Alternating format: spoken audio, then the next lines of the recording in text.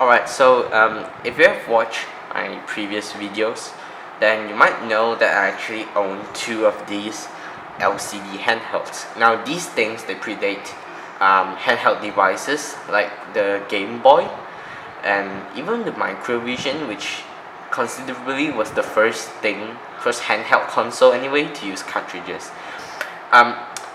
If you guys don't know what this is, what these LCD games are, then I will make a video soon about that. But anyway, there are about 3, maybe 4 name brands that make these LCD games.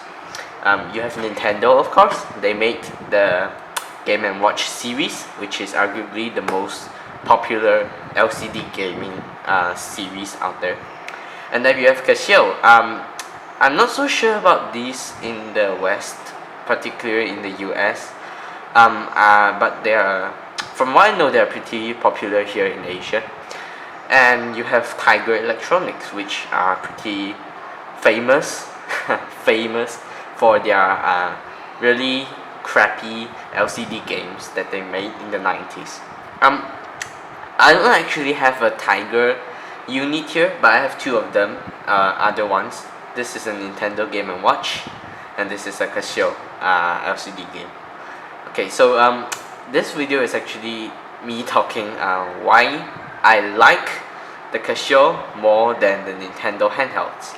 So let's take a look at both of these first. Obviously, they are very simple games. This one has this is Western Bar, and it's basically a flip out screen, and it has 3 action buttons, 1 action button if you consider the fire, and the direction pad, and here's on off, the music, and start. Above here is a speaker, and here's the screen. And this is the Game & Watch. Again, direction pads and the 3 start buttons. This is the game A, game B, and the time. Okay, and both of these machines do not have a battery count. So let's start at the most straightaway point. If you look at this Game & Watch, you will see that it uses these kind of button cell batteries. Now, I'm not saying that these are already not produced, but they are considerably hard to find. And when you do find them, it's usually a bit hard to install them without the cover. Now, I actually did find this sort of way around this. I actually clipped them on, but as you can see, it really made some scratches around here, and I'm not really proud of that. But anyways, let's look at the Casio ones, and you can see that they use AA batteries. One I've been holding on my hand, so I can easily just play them, and it springs to life. Now, another really cool feature of the Casio games is that they have this little sound button here that you can control. So like, if I turn the game on and I don't want the sound, I can just press this thing, and then it will just continue to operate without sound. So which I think is really cool. And of course, you can't do that on the Game & Watch. I'm not so sure if certain higher end models of the Game & Watch have such functions, but most lower end ones, like these flat ones, they don't have them. And also, another point of note, the Game & Watch is much thinner than the Casio unit, as you can see here. And while I think that the Casio ones have an advantage of being big and comfortable to hold, it's sort of like a Game Boy Advance.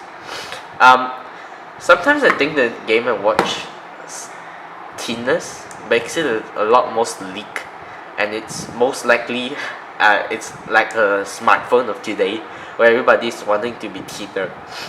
And the Casio actually resembles more of a calculator, but that's just my opinion. And also, as you can see, right before I showed you those, there are these start on and off buttons. So you can actually control when you want to play this game. And On the Game and Watch, because it operates as a watch as well, so you can't turn on the game unless you plug the batteries off, which isn't really a good thing. However, there are really still some other things that I think the Game and Watch is better than the Casio game. For example, if you look at these two models, it's really obvious which one is much more sleeker. I think it's a Game and Watch anyways. And also, a lot of Game and Watches, they really have a lot of these extra little details to it. I can't show you much here, of course, because I don't have the batteries for it. But even if you don't need to play the game, you can just see that a lot of these chrome edges on the buttons, and also on the directional pads, and the entire silver finish of this thing. Actually, this used to be pink, but it's just scrubbed off. The silver finish of the paints and stuff, it's just like a lot more premium than the Casio games. But I still like the Casio games more, and I still prefer to play them when I am really bored. But anyways, thanks for watching. Be sure to rate this video and have a great day.